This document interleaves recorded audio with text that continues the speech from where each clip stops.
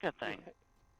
Yeah, tell me about He it. It's should. like, So Joe brought his truck down, or his car down to Matt's, and he had to move out of the school bus. Didn't have anywhere to put all his gear, so it went into the car. So you've never seen anything like trying to jam 4 adults into a car that's jammed full of trucking stuff. I don't know how we all ever got into that thing. well, it was funny. Howard and I were sitting on chocolate bars and headsets, and I don't even know what all else. We'd sit down But, and stuff would yeah, come out of the back window and attack us. that's the funny part of it. I only had limited stuff with me because I only took very, very small amounts of stuff with me when I switched trucks because I knew it was going to be, it was only supposed to be a couple days, and I was supposed to be getting my truck back. Well, yeah, that didn't happen like they said it was going to happen. Well, it was a Yeah, pretty big recall, though, right? yeah. It's a absolutely huge recall that they have out, and um, I think they've finally got it under control, where it's more manageable now than what it was from my understanding. But Right. for a while, it was an absolute nightmare. I mean, it they didn't know which way was up and which way was down. Yeah. Oh, I bet. It affected a lot of people, and I suspect there's still a lot of people out there waiting. So Yeah, f- my consider yourself understanding. fortunate. Yeah, because of course all our trucks are Penske trucks, Right. so it affected us, yes, but it did not affect us near the way that it could have affected other people. It was a huge recall, and it's of course it's still going on, Yeah. but it's a lot more manageable for us right now. Yeah. Oh, that's a good thing. Now, what kind of trucks does your company run? Volvos. Oh, does it? Do they really? Yeah. Yeah. Were you guys affected by the recall at all? Not really, as far as I know. No. Okay. So, Okay. and I mean, a lot of most of ours are Penske as well. So. All right. No, and then for our round, we've got a round table coming up here soon. I'm not sure when, but we're going to add a interesting dynamic to this next round table. We're going to have a couple special guests. We're going to have uh, George and Wendy from the George and Wendy Show.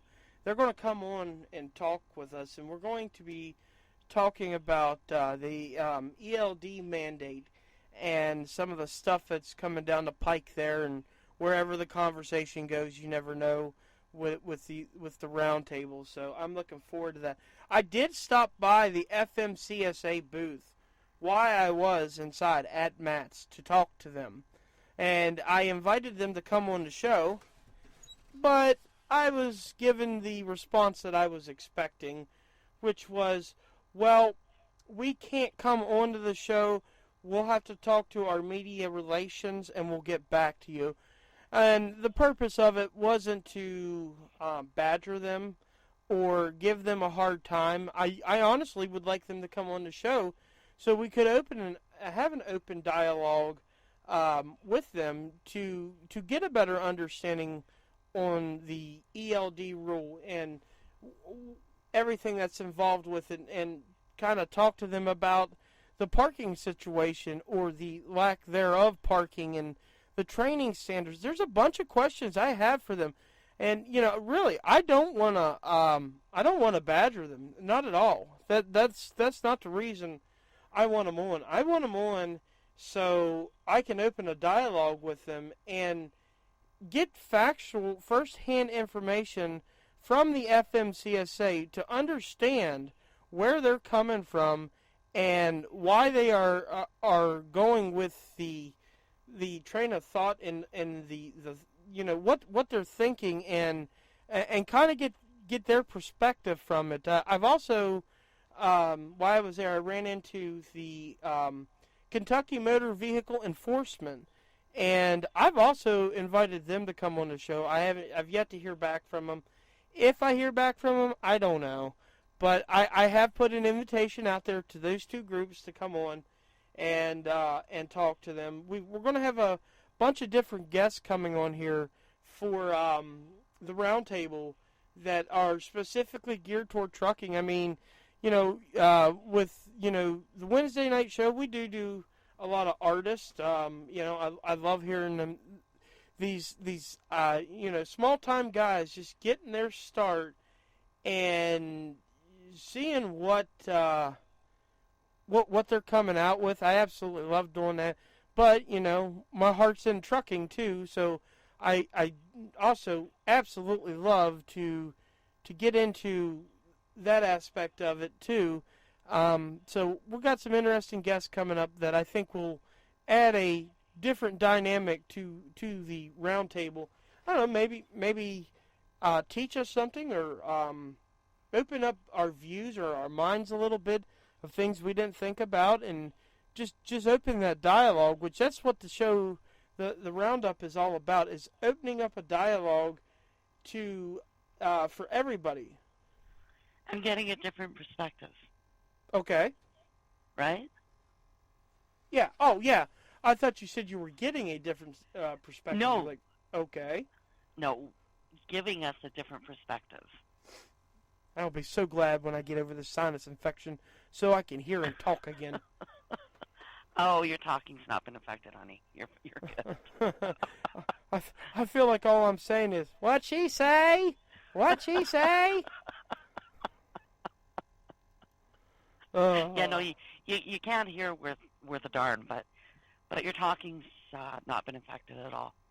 I'm happy to report. Wise guy, I guess me, eh? I am proud to announce, and I'll puff my chest out and be a proud peacock here for a minute, that I once again took both second and third place at the barbecue contest in the parking lot this year. I stepped up the game a little bit, and I bought some brisket this year, and I bought some ribs. The ribs won third place, and the brisket won second place. I did a brown sugar and bourbon with crushed red pepper in it, and I smoked them for about 7 hours. And they turned out absolutely wonderful. They were I had Miss Candy Bass, who absolutely hates brisket. She bit into that, and she's like, "Wow, that's good. What is it?" And when I told her it's brisket, she's like, "Wow, and I don't even like brisket." So that made me feel really good. When you can get somebody to eat something that they don't care for, you did a good job. Absolutely. And you got a couple of trophies, right? Yeah. I got 2 trophies, which they're they're still sitting in the car, with half of my belongings. I just got what I needed to because the way everything was going for me, I wasn't too worried about loading the car up and getting everything together. My main concern was getting on the road. I just get on the road, get the week done, and yeah, it's this weekend. I'm going to go home. I'm going to spend time with the kids. Go to the doctors. Like I said, you're a surrogate mother, not a sister. Not a sister wife. All right, I'm living up to the surrogate mother thing then. Yeah, No, I'll take it. I am. I'm going to take it easy this weekend. Then me and you've been talking about upcoming truck shows. I mean, we've got the Dallas Truck Show coming up.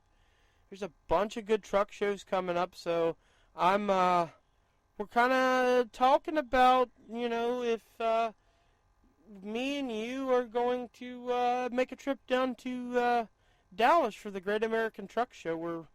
We're still in talks about it. It's just, well, let's just say these truck shows get expensive, and They do. so And let's remember, the Dallas Truck Show is right at the end of August. Enough said right there. Yeah. Yeah. Yeah. And something else me and Leanne's been talking about, cancer awareness is a big issue in this country. And everybody knows that I pride myself on my beard, no matter how wild and crazy it gets sometimes. But me and her's talking, and we may turn this into a contest. I don't know yet. I'm a little hesitant to do it, about me possibly shaving off my beard and what little hair I have on my head as part of cancer awareness. We're thinking about it. Actually, I'm thinking about it. She's already convinced that I need to do it. Aren't you there? You betcha. So you betcha. I'm going to get our listeners to give me a hand on this one. I'm telling you. Absolutely. So for our listeners, here's the deal. You guys get with Leanne and work something out. And if I think it's agreeable, I will shave my beard, which is, I'm part of the Bearded Brother faction. So that'll be kind of hard for me to do. I'm not going to lie about it. It's going to take a very sharp set of sheep shears to get it off my face. I'm not going to lie about that. But I think for cancer awareness, if we can figure something out, I just might do it. I'll tell you what. If our listeners get with me and we come up with something, I will personally fly down and give you a hand. Oh, yeah. In other words, you're going to strap me to the board. Oh, yeah. Yep. Finally Gotcha. get to use that duct tape that I've threatened you with the entire show. Duct tape it to a chair so you can't... Wouldn't that be great? Like, duct tape it to a chair so you can't move for like 4 hours. That'd be awesome. You'd be going snaky. We'll have to put it up on video. It would be great. Yeah, well, like I said, we'll see. We get it. I can't believe I'm saying this. If we get the support, and people want to see the beard go, which I know there's quite a few people that would love to see the big guy lose his beard, including my mother. She's on the top of the list that wants to see the beard go, because that's his real mother. Yeah, you should see. One. You should see when Jen gives me a haircut. I literally go into hyperventilation mode as soon as I see the clippers. Because the whole time she's cutting my hair, I'm like, don't get near the beard. Don't get near the beard. You stay away from the beard. Don't you touch my beard. And she's like, oh, would you just shut up? I'm not going to touch your beard. So, the beard is a badge of pride to me. But I don't know. Maybe, I don't know. We'll see what we can come up with. If we can come up with some kind of fundraiser for it, yeah, without a doubt, I'll shave it off, and any money that's raised will donate to some cancer organization to help. Absolutely. Well, you guys, you heard it here first. Get with me. See what we can work out, and let's get rid of the beard. Well, I can tell you right now, I just got a message from Donna and Randy over at RTM Radio Network. They're on board with you. They want to see it gone. Awesome. So, if we get rid of the beard, does that make you like less of a hillbilly? No, you can take the hillbilly out of the hillbilly, but you ain't ever going to have the hillbilly completely out of the hillbilly. Wait a minute, that ain't making a bit of sense. I think I just confused myself. I think you might have done that again. So if you're a hillbilly, does that make me like a hillbilly-ette?